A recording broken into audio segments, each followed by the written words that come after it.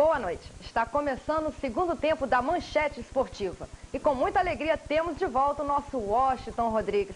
Boa noite, Washington. Boa noite, Ana Paula. Como é que vai? Tudo jóia. Tudo bem?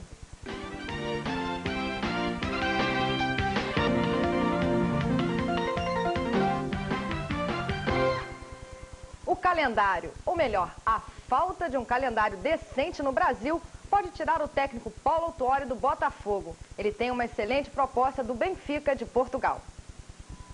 Nós vamos conversar com o Antônio Rodrigues, né? Talvez essa semana. Na outra semana, certeza que nós decidiremos o nosso futuro.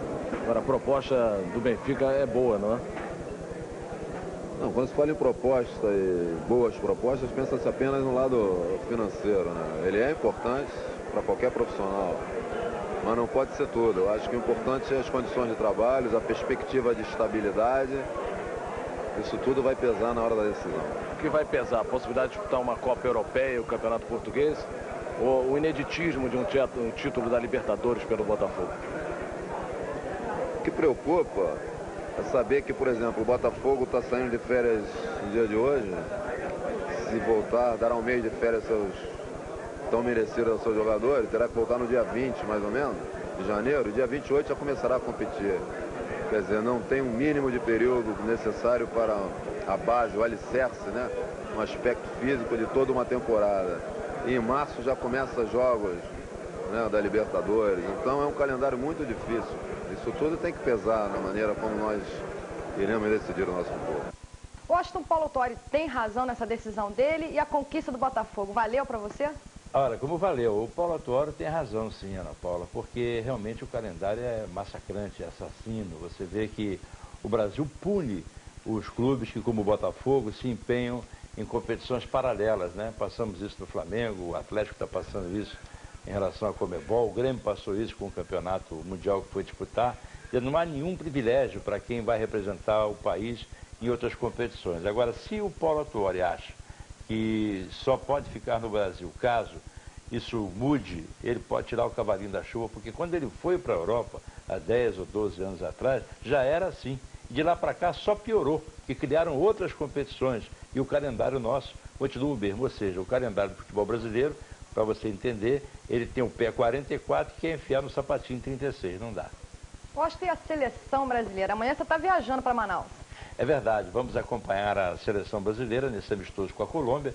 Deve dar um bom jogo, um jogo bonito, né? Um jogo franco. São duas escolas que jogam e deixam jogar, tem bom toque de bola, embora desfalques. Agora há pouco tomei conhecimento que Zagallo perdeu Donizete, não vai jogar o Donizete, e o Narciso, o zagueiro excelente do Santos, também está fora.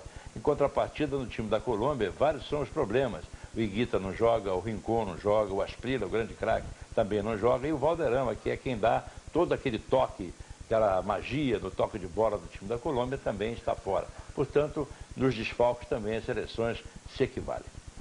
Washington, chegou uma notícia agora há pouco dizendo que o Santos vai entrar com recurso na CBF pedindo a anulação do jogo. Olha, é pouco provável que ele tenha êxito, né? Muito pouco provável, até porque seria necessário que o árbitro confessasse no seu relatório, anexado à súmula, os erros que cometeu durante a partida. Se é baseado nisso, eu acho que o Santos não tem nenhuma chance, embora tenha até a obrigação de brigar até a última bala para conseguir dar alguma satisfação à sua torcida. Mas eu, pelo menos, nunca vi em 35 anos de profissional de jornalismo esportivo ninguém da volta olímpica de marcha ré. De maneira que acho que essa Botafogo já comeu. Agora conta como é que foi a tua vida no Flamengo. Olha, foi fascinante, Ana Paula. Você mesmo estava lá, torcendo por mim, com o seu coração tricolor, mas me ajudando bastante. Foi uma coisa incrível. Eu fui recebido carinhosamente pelos jogadores, pela comissão técnica do Flamengo, pela imensa nação rubro-negra, e tive até apoio de outras torcidas, Vasco, Fluminense, Botafogo, enfim, de outros lugares aqui, outros estados do país, enfim, muita gente entendendo o sacrifício que eu estava fazendo e torcendo pelo meu êxito. Em pena que o Flamengo não tenha conseguido a vitória. Você vê como é o futebol, nós vencemos 2 vezes o Vélez, da Argentina, vencemos lá e vencemos em Uberlândia, e perdemos o Independente. E ontem o Vélez sagrou-se campeão argentino, derrotando com facilidade o Independente por 3-0. Quer dizer, ganhamos do campeão argentino e perdemos o Independente que perdeu para ele. Coisas do futebol, mistérios do futebol, né? Mais uma vez, Washington, seja muito bem-vindo. Muito obrigado, querido. Estamos aqui de volta. Bom, por hoje é só, mas a Manchete Esportiva volta amanhã, meio-dia, com Paulo Stein. Boa noite.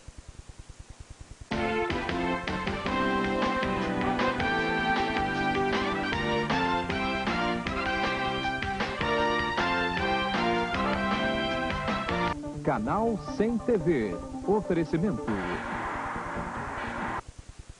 Ararajuba e Postos Petrobras. Torcendo pelo Brasil.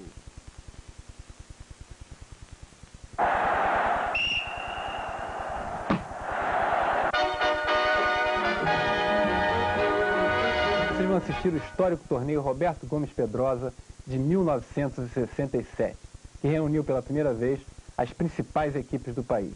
O campeonato que salvou a lavoura do futebol brasileiro. Vamos assistir agora o jogo de estreia do campeonato. Palmeiras e Fluminense, no Maracanã. O maior foi na abertura do torneio Roberto Gomes Pedrosa, um autêntico campeonato brasileiro de clubes. Jogavam Fluminense do Rio e Palmeiras, campeão paulista.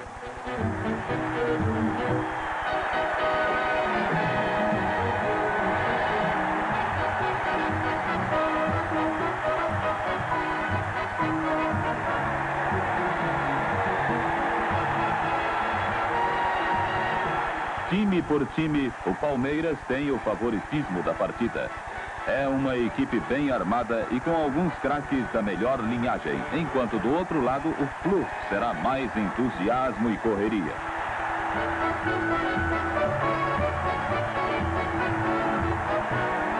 Não demora muito e surge a primeira vantagem palmeirense.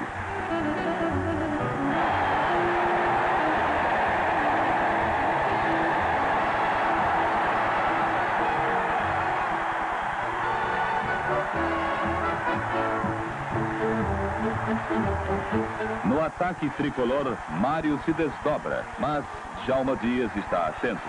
E os paulistas sempre mais perigosos. Sua Excelência, o juiz Armando Marques. Mais um gol para os campeões de São Paulo.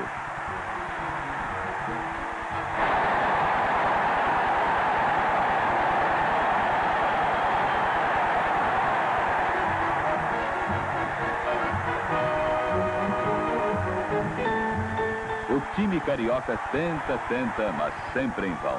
Nada consegue, enquanto o Palmeiras faz facilmente o terceiro gol.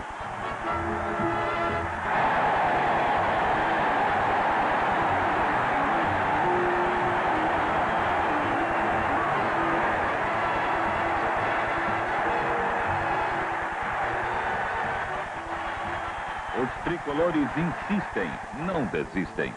A goleada não recomenda uma equipe que pela primeira vez se apresenta na temporada deste ano. E surge uma chance. Os cariocas diminuem a diferença e poderiam ainda virar o marcador no segundo tempo. Seria um milagre capaz de acontecer porque o time voltou melhorado, fazendo valer ainda mais o ímpeto do que a técnica.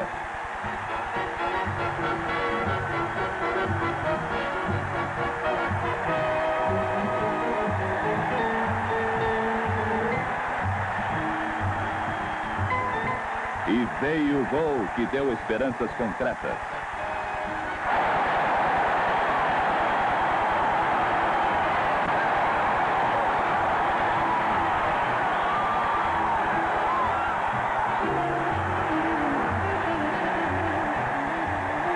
Na frente, Mário continuava se desdobrando atrás de outra chance. Mas os palmeirenses jamais pensaram em perder uma partida contra um adversário bem inferior.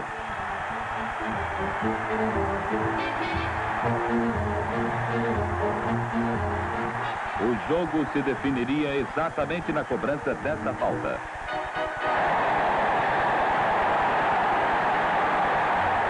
O goleiro tricolor deixara passar uma bola chutada sobre ele, mas não foi só, porque o Palmeiras, com seu craque Ademir da Guia, ainda fez carnaval na chamada Zona do Agrião.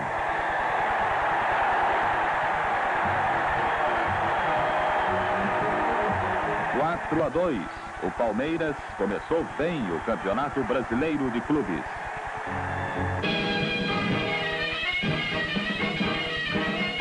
No Café Cafu, Alexandre Lopes, Célio Silva e Zé Roberto, Flávio Conceição, Amaral, Rivaldo e Giovani, Sávio e Túlio. A temporada do futebol termina amanhã em grande estilo e põe à prova a longa invencibilidade de Zagallo. 20 jogos, 1 ano sem derrota. O técnico Zagallo anuncia até sexta-feira os convocados para o pré-olímpico da Argentina em fevereiro. O torneio classifica 2 países para os Jogos Olímpicos de Atlanta em julho. E uma boa notícia, a seleção completa 2 anos e 3 meses na liderança do ranking da FIFA. A Colômbia está em 15º lugar. Veja a seguir, A perda do título brasileiro e quer anular a partida do último domingo. Os dirigentes santistas também pensam em processar o árbitro do jogo, Márcio Rezende de Freitas. Os jogadores se reapresentaram na Vila Belmiro e receberam o carinho da torcida. O elenco agora entra em férias e volta no fim de janeiro para a disputa do Paulistão 96. Entre o grupo santista, o comentário ainda é o título do Campeonato Brasileiro, que, segundo a diretoria alvinegra, foi tirado do Santos pelo juiz Márcio Rezende de Freitas. A gente sente, né, pela atuação até do juiz, a gente ainda não tem como deixar de comentar isso, mas ficamos chateados, mas com a cabeça erguida e consciência do trabalho bem feito. Acho que a gente não perdeu para o Botafogo, a gente perdeu para a própria arbitragem.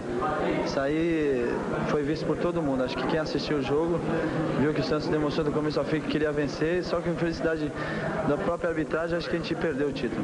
A revolta da diretoria ainda é muito grande. Os dirigentes prometem ir até as últimas consequências. E se for preciso, o Santos entra na justiça para tentar anular a partida final contra o Botafogo. Devo me reunir agora com a diretoria do Santos, em especial o presidente Samir, e vou sugerir a ele a propositura de uma medida administrativa, que seria na Confederação Brasileira de Futebol, pretendendo anular a partida de futebol realizada no último domingo.